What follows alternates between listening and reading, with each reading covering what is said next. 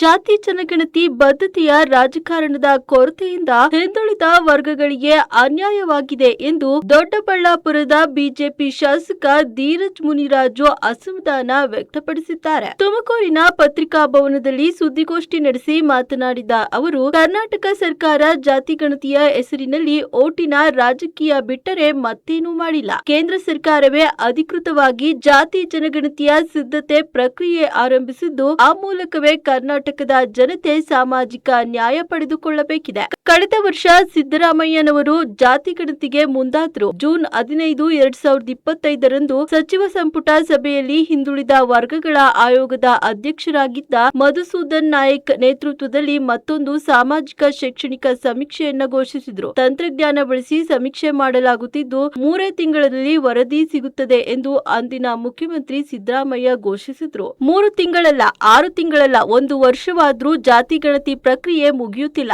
ಸಮೀಕ್ಷೆ ಶುರುವಾಗಿದ್ದೇ ಸೆಪ್ಟೆಂಬರ್ 22ಕ್ಕೆ. ಆಗಲೇ ಮೊದಲ 3 ತಿಂಗಳು ಮುಗಿದಿತ್ತು. ನವೆಂಬರ್ 10ಕ್ಕೆ ಸಮೀಕ್ಷೆ ಮುಗಿದರೂ 6 ತಿಂಗಳಾದರೂ ಸಮೀಕ್ಷೆಯ ವರದಿ ಪೂರ್ತಿಯಾಗಿಲ್ಲ. ಮೇ 26ಕ್ಕೆ ಸಿದ್ದರಾಮಯ್ಯನವರಿಗೆ ರಾಜೀನಾಮೆ ನೀಡಲು ಕಾಂಗ್ರೆಸ್ ಹೈಕಮಾಂಡ್ ಆದೇಶಿಸಿತು. ಮರುದಿನ ಮೇ 27ರಂದು ಸಿದ್ದರಾಮಯ್ಯ ಅವರು ತರಾತುರಿಯಲ್ಲಿ ವರದಿ ಸ್ವೀಕರಿಸಿದ ಶಾಸ್ತ್ರ ಮಾಡಿದ್ರು. ಬದ್ಧತೆ ಇದ್ದಿದ್ದರೆ ಆಯೋಗ ಚುರುಕಾಗಿ ಕಾರ್ಯನಿರ್ವಹಿಸುವಂತೆ ಮಾಡಿ ಶಿಫಾರಸುಗಳನ್ನ ಜಾರಿಗೆ ತರಲು ಮುಂದಾಗಬಹುದಾಗಿತ್ತಲ್ಲವೇ ಎಂದು ಪ್ರಶ್ನಿಸಿ ವಾಗ್ದಾಳಿ ನಡೆಸಿದ್ರು. ವಿಶೇಷವಾಗಿ ಹಿಂದುಳಿದ ವರ್ಗದ ಸಮುದಾಯಗಳ ಮತಗಳನ್ನ ಸೆಳೆದು ನಾನು ಹಿಂದುಳಿದ ವರ್ಗದ ನಾಯಕ ಎಂಬಂತೆ ಬಿಂಬಿಸಿಕೊಂಡವರು ಸನ್ಮಾನ್ಯ ಸಿದ್ದರಾಮಯ್ಯ.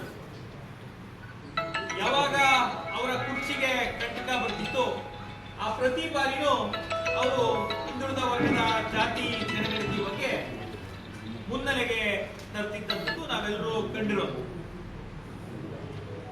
2014ರಲ್ಲಿ ಕಾಂತರಾಜ್ ಆಯೋಗಕ್ಕೆ ಜಾತಿ ಜನಗಣತಿಯ ಜವಾಬ್ದಾರಿಯನ್ನ ಗೌರವಾನ್ವಿತ ಮಾಜಿ ಮುಖ್ಯಮಂತ್ರಿಗಳು ಅವತ್ತು ಕೊಟ್ಟಿದ್ರು.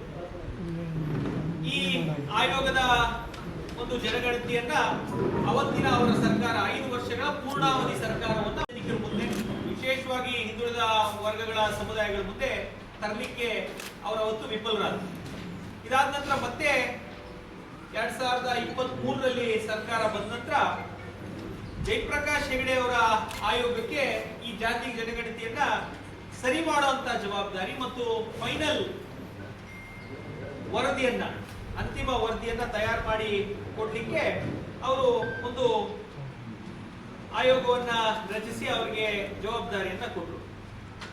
ಮತ್ತೆ ಆಗ್ಲೂ ಸಹ ಕ್ಯಾಬಿನೆಟ್ ಅಲ್ಲಿ ಅವರಿಗೆ ವಿವಿಧ ರೀತಿಯಾದಂತಹ ಅಡೆತಡೆ ಬಂದ ನಂತರ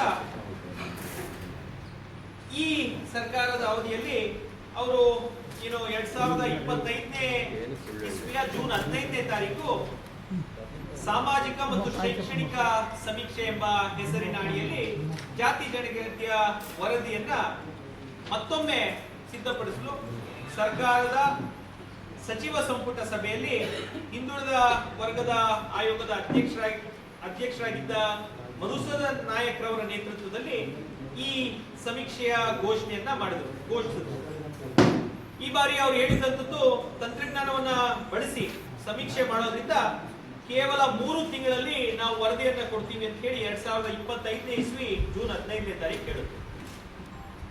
ಬಿಹಾರದ ನಿತೀಶ್ ಕುಮಾರ್ ಅವರು, ತೆಲಂಗಾಣದ ರೇವಂತ್ ರೆಡ್ಡಿ ಅವರ ಸರ್ಕಾರ ಬಂದಿದ್ದು, ನಮ್ಮ ರಾಜ್ಯದಲ್ಲಿ ಕಾಂಗ್ರೆಸ್ ಸರ್ಕಾರ ಬಂದ 8-9 ತಿಂಗಳ ನಂತರ ರೇವಂತ್ ರೆಡ್ಡಿ ಅವರ ಸರ್ಕಾರ ಬಂತು.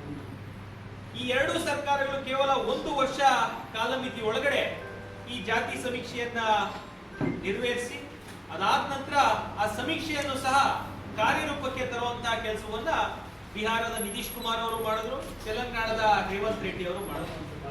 ಸನ್ಮಾನ್ಯ ಸಿದ್ದರಾಮಯ್ಯ 2014ನೇ ಇಸ್ವಿಯಿಂದ ಈಗ ಮೊನ್ನೆ 2026ರವರೆಗೂ ಏನು ನನ್ನ ಅವಧಿಯಲ್ಲಿ ಹಿಂದುಳಿದಂತಹ ಸಮುದಾಯಗಳಿಗೆ ನಾನು ಏನಾದರೂ ನ್ಯಾಯವನ್ನ ಕೊಡಬೇಕು, ನಾನು ಹಿಂದುಳಿದಂತಹ ಸಮುದಾಯಗಳಿಂದ ಬಂದಿರುವಂತವನು, ಅಹಿಂದ ಹೆಸರೇಳಿ ಅಧಿಕಾರವನ್ನ ಹಿಡಿದಿರುವಂತವನು ಅಂತ ಅವ್ರಿಗೆ ಏನಾದ್ರೂ ಒಂಚೂರಾದ್ರೂ ಹಿಂದುಳಿದಂತಹ ಸಮುದಾಯಗಳ ಮೇಲೆ ಒಂಚೂರಾದ್ರೂ ಕನಿಕರ ಇದ್ದಿದ್ರೆ ಖಂಡಿತವಾಗ್ಲೂ ಈ ವರದಿಯನ್ನ ಅವರು ಕಾರ್ಯರೂಪಕ್ಕೆ ತಂದು ಅವರು ಇವತ್ತು ಅದಕ್ಕೆ ಸೂಕ್ತವಾಗಿ ಏನ್ ಕಾನೂನು ಮಾರ್ಪಾಡು ಬರಬೇಕಾಯಿತು, ಈ ಶಿಫಾರಸುಗಳನ್ನ ಜಾರಿಗೆ ತರಲಿಕ್ಕೆ ಏನೆಲ್ಲ ಕಾನೂನಲ್ಲಿ ಅವರಿಗೆ ಅವಕಾಶ ಇತ್ತು ಅದೆಲ್ಲವನ್ನ ಮಾಡ್ತಿದ್ವಿ.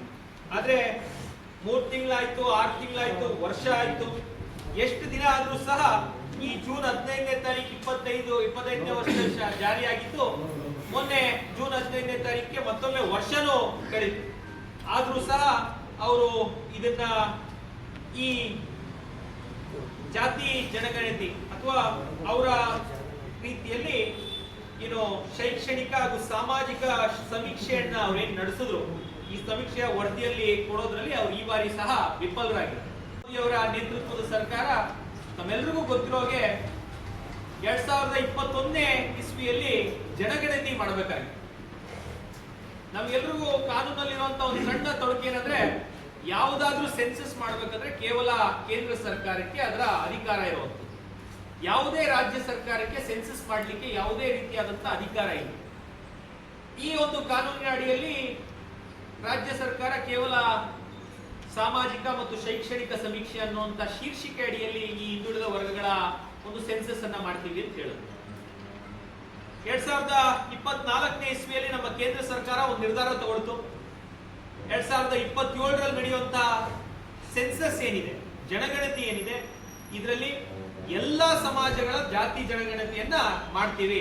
ಯಾಕಂದ್ರೆ ನಿಖರವಾಗಿ SC ST ಪರಿಶಿಷ್ಟ ವರ್ಗ, ಪರಿಶಿಷ್ಟ ಪಂಗಡ ಸಮಾಜದ ಸಂಖ್ಯೆ ಮತ್ತು ಅಲ್ಪಸಂಖ್ಯಾತರ ಸಂಖ್ಯೆ ಬಿಟ್ಟು ಯಾವುದೇ ಸಮಾಜಗಳ ನಿಖರವಾದ ಅಂಕಿ ಅಂಶ ಇದುವರೆಗೂ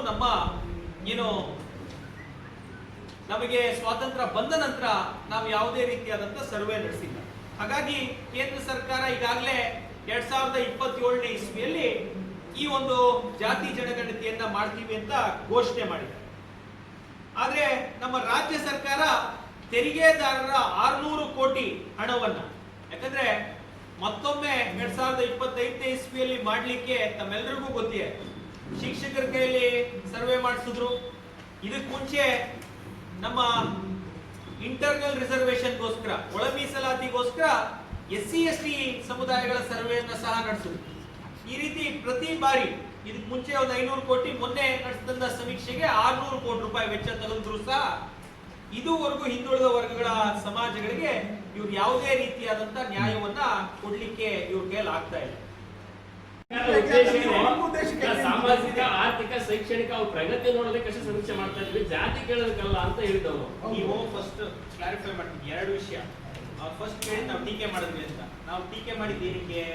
ಎಷ್ಟು ಬಂಗಾರ ಇದೆ ನಿಮ್ಮ ಹತ್ರ, ಎಷ್ಟು ಜಮೀನಿದೆ ನಿಮ್ಮ ಹತ್ರ, ಈ ಎಲ್ಲ ಮಾಹಿತಿನ ಪಡೆದು, ಆ ಮಾಹಿತಿಯನ್ನ ಪಡೆದ ನಂತರ ನಾಳೆ ಇನ್ಕಮ್ ಟ್ಯಾಕ್ಸ್ ಅವ್ರು ಆಗ್ಬೋದು, ಯಾವುದೇ ಇಲಾಖೆ ಅದನ್ನ ಕೇಳಿದ್ರೆ ಇವ್ರು ಕೊಡ್ಬೇಕಾಗುತ್ತೆ. ಕಾನ್ಫಿಡೆನ್ಶಿಯಾಲಿಟಿ ಇವ್ರು ಇಟ್ಕೊಳ್ಳಂಗಿಲ್ಲ. ಆಧಾರ್ ಕಾರ್ಡ್ ಲಿಂಕ್ ಮಾಡ್ಕೊಂಡು ಪ್ರಶ್ನೆ ಏನು ಅಂದ್ರೆ, ಈಗ ಪ್ರಶ್ನೆ ಕೇಳಿದ್ರೆ ನಾನು ಉತ್ತರ ಕೊಡ್ತೇನೆ. ಮುಂಚೆ ಆರೋಪ ಮಾಡಿದವರ ಈ ವರದಿ ಬಿಡುಗಡೆ ಮಾಡಿ ಅಂತ ಹೇಳ್ತಾ ಇದ್ದಾರೆ. ಏನಾಗ್ತ ಅಂತ ಅವ್ರು ಕೇಳಿದಷ್ಟೇ. ಯಾರು ಈಗ ಮುಂಚೆ ಬಿಜೆಪಿ ಆರೋಪ ಮಾಡಿದ್ರು ಇದು ಅವೈಜ್ಞಾನಿಕ ಅಂತ, ಈಗ ಬಿಜೆಪಿ ಅವರೇ ಹೇಳ್ತಾ ಇದ್ದಾರೆ ಬಿಡುಗಡೆ ಮಾಡಿ ಅಂತ.